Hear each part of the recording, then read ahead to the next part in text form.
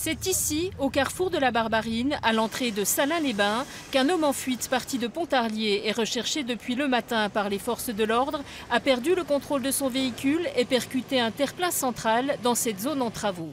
Selon des témoins, le conducteur, armé d'un couteau, aurait abandonné sa voiture accidentée et tenté d'en voler une autre sans y parvenir. Quand je suis arrivé, j'ai vu le véhicule avec les pneus crevés, ce fameux Kangoo de couleur taupe, et puis une autre voiture noire immobilisée en face. Et puis il y avait déjà les forces de l'ordre, la gendarmerie, les pompiers qui étaient du côté du magasin François et qui avaient déjà délimité une zone, j'allais dire, interdite pour sanctuariser la scène. Selon des témoins, l'homme aurait parcouru à pied plusieurs centaines de mètres en direction d'un magasin de vêtements et d'une société de transport médical où des gendarmes auraient déjà été en place.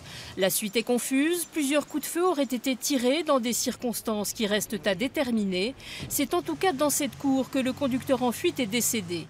Une information confirmée par le substitut du procureur en charge de cette affaire, qui n'a pas souhaité s'exprimer davantage. Ce soir, deux thèses s'affrontent, celle d'un suicide avec une arme de service dérobée à un membre des forces de l'ordre, ou celle d'un tir de riposte après une attaque au couteau du conducteur en fuite.